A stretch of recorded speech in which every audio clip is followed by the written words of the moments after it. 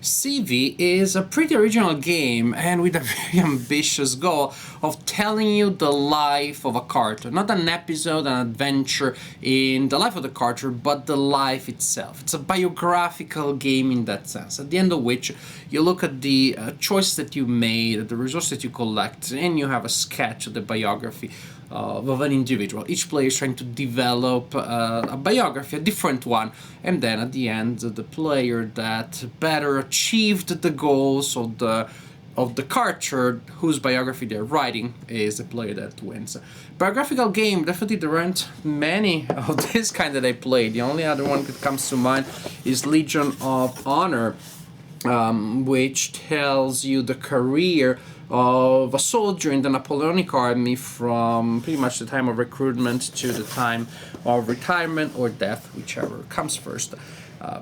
So even Legion of Honor, that has a pretty broad scope, doesn't have as broad of a scope as this one. Also, Legion of Honor is historically based. This one is more generic. It's based in the contemporary time, so with challenges and options that we face. And as you can see from the art also, it has more of a humorous tone. The art is pretty charming, and very often between the art and the text there are funny jokes, there are interesting contrasts, like the text goes in one direction and the image goes in another one. There's a slight surreal, slight comical effect that emerges. CV, what would have happened if the game uses several decks of cards, and it is played using this nice looking board here as an organizer to keep things tidy. Each player starts with a card such as this one in their hand. This is their personal goal in life, a major value. It is simply a card that you receive at the beginning of the game, you keep secret, you reveal it at the end, and it may allow you to score some extra points. Each card has different requirements for some extra scoring at the end of the game. This one, for example, gives you 2 victory points for each pair of knowledge and relationships that you have. This one, you get an extra victory point for each possession that you have. There's also a public personal goal that is flipped face up from this deck at the beginning of the game. It stays there. There may be more with a higher number of players. This is for 3 players, this is for 4 players. Basically, it's number of players -1. These are extra goals that represent extra ways of scoring at the end of the game. You start the game with a hand of 3 childhood cards in your hand. These are one-time use. You play them and you simply receive the benefits that is described at the bottom of the card. There's an exception. Somebody will always have this card at the beginning of the game. The childhood card gives a victory point to the player that gets it and also indicates who the first player is. So you'll have your little hand of 3 cards. You will have a personal goal and you're good to go. When it is your turn, you will roll a base number of 4 dice. It may be increased by game effects, but you always roll at least 4. You roll the dice, you look at the results, and you may re-roll any and all of your dice up to 2 times, with an exception. If a die shows the symbol here, bad luck, then that symbol is frozen, cannot be re-rolled. But the game effects may allow you to use it as something else. Actually, there may even be ways to spend that. Once you're done with your rolls, you can spend your symbols to purchase cards from the ones that are available at the present time. There will be 5 available when it is your turn. That up there, that area up there indicates the cost. For example, I need 2 health symbols to purchase this card, and different symbols for this one. Gray cards are cards that go in your hand. They're event cards, and again, you can use them later. And other cards, actually, they stay in front of you in stacks. There are 3 categories that form stacks, where after you purchase a card, the next card that you purchase of that kind needs to go on top. So, for example, if I have this one, I buy another one, needs to go on top, and if I get another one, needs to go on top, and so on and so forth. Cards have an advantage described at the bottom, and only the card is on top of your stack is active, and so you only get the advantage of the card on top, the card that you can see. The categories that need to be stacked in order are knowledge, health, and social, and other cards from other categories, such as work, for example, do not have to be stacked in order.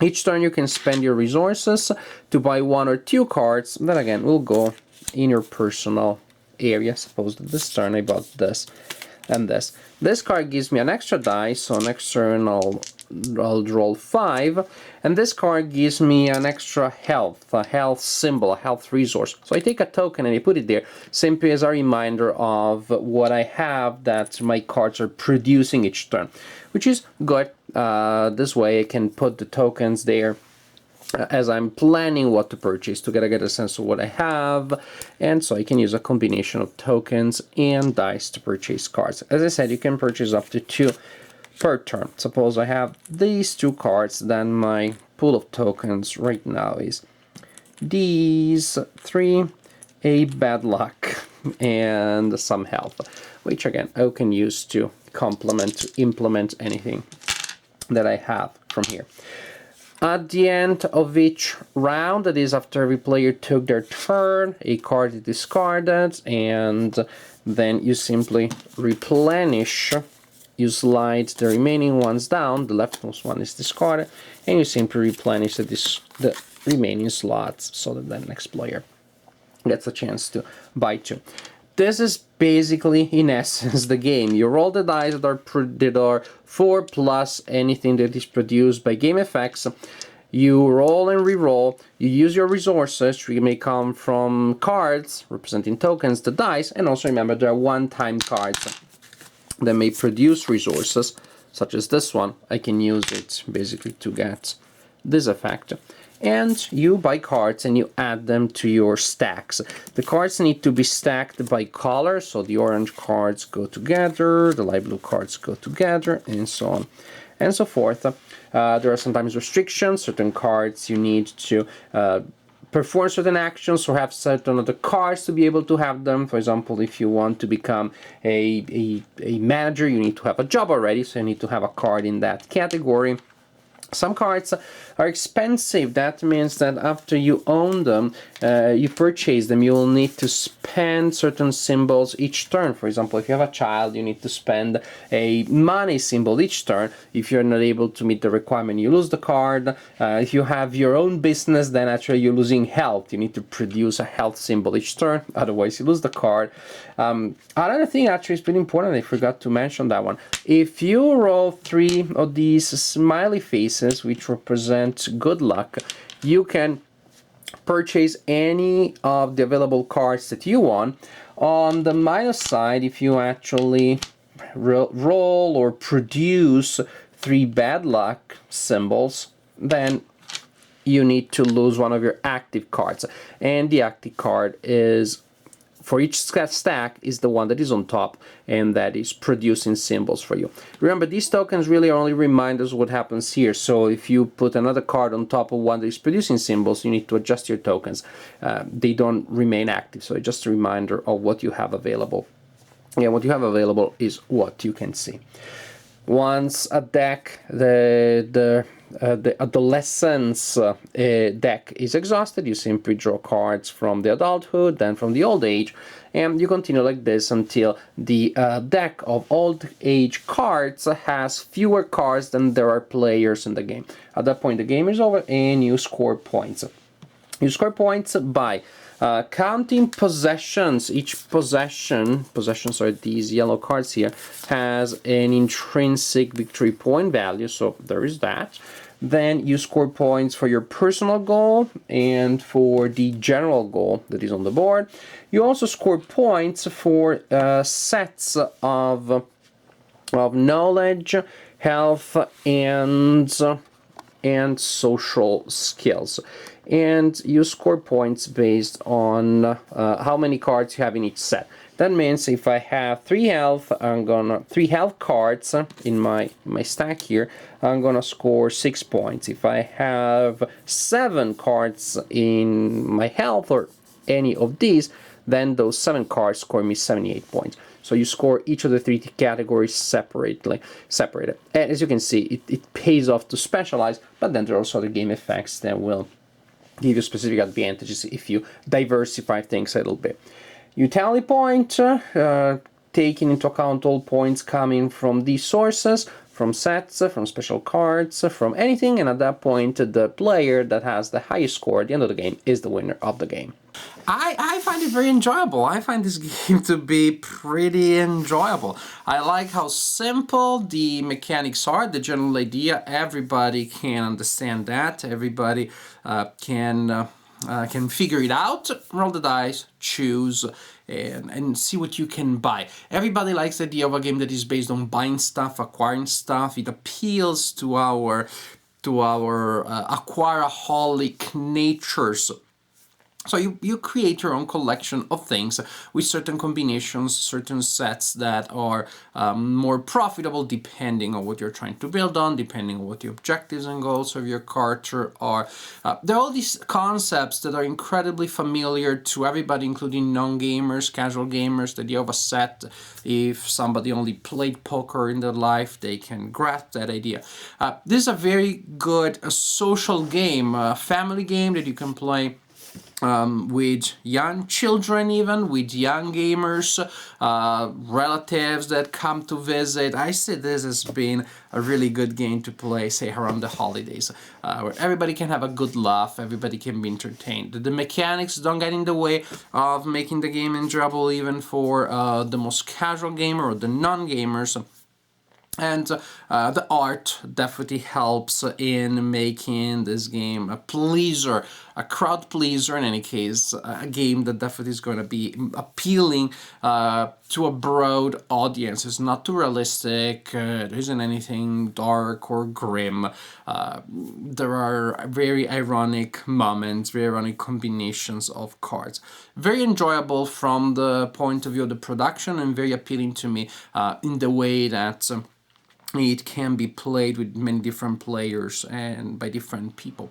From the strictly gaming perspective, so what if you're only planning to play it with your hardcore gaming buddies?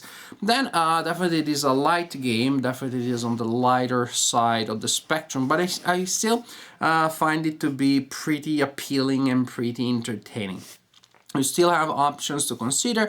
You still have, of course, push your luck, optimize your chances options when you're doing the rerolls based on what's available on the table at that point.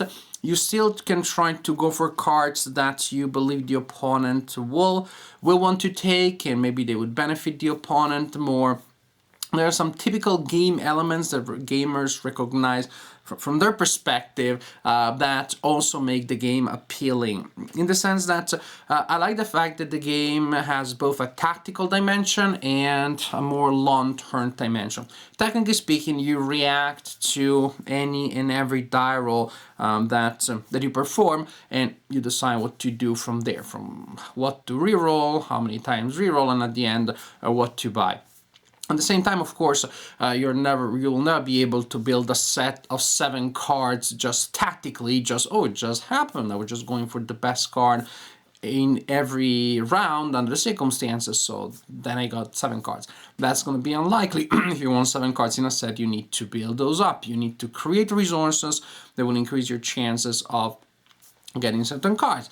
For example, if you have a resource that allows you to buy certain types of cards at a reduced cost, then that is part of the longer term planning that the game requires to be played optimally to give you good chances of winning the game. So I like these 2 dimensions. The pace is quick because you just roll, and that's like the worst case scenario if you roll 3 times. Of course, the player will want to look around to see what's available, but turns are still going to move around quite quickly. So the pace is good. You have interesting decisions every time that you roll, for everything that you buy. But again, you are thinking in the longer term. There's a more rewarding approach that gamers will enjoy. That and increases your chances of winning by being able to create a long-term plan and yet keep it flexible enough then to react in case, well, to change course in case your opponents are in fact buying any and every of the cards that you need, or you simply don't get the right combinations. I think there is a large range of game effects that I like very much, and again, gamers may appreciate that, but I don't think so many to make the game feel too fiddly, so the non-gamers will be intimidated by the game. I really like the effects that the cost that you have to pay, an upkeep cost each turn by spending symbols from your own chits, from the dice, otherwise you lose the card. They feel thematically very nice, and they add that extra challenge to the game. And I just like the overall theme, the overall experience. The cards that come out of the 3 decks are thematically linked, so the challenges that you face when you're young are different from the challenges and opportunities that you get when you are around 40 or 50, and then of course different challenges and opportunities also when you retire. You do have this sense of progression, and from game to game, the biography that the player may experience will be maybe largely different. You use all or almost all of the cards each turn, so after a while you will see these cards several times, but I think the game can be easily expanded when we can have specialized career-based options. Then everybody's an academic option, everybody's going for tenure, everybody's going for the same things and fighting for limited resources. So you could have extra decks, and at the end, by mixing those expansion decks with part of the initial cards, you would only see part of the cards, you could have different themes. So this is a game that I enjoyed. I actually enjoyed it very much. As simple, as linear as is, I really enjoyed it. It reminded me a little bit of Machikoro in a sense, again with the idea of building combinations of things that then give you the stuff that allows you to buy more stuff. Also the colorful light art. Somehow it reminded me a little bit of that game. Overall, CV. Really fun, simple game, enjoyable, and as I said, I really hope that there will be expansions available. I really hope that the game goes somewhere, doesn't just remain a one-shot thing, because I think there is a lot of room here for expanding the game, experimenting with new things, and bringing new ideas and perspectives to a game. A game which, as is, per se, is already a pretty fun, a pretty entertaining one. CV, what would have happened if?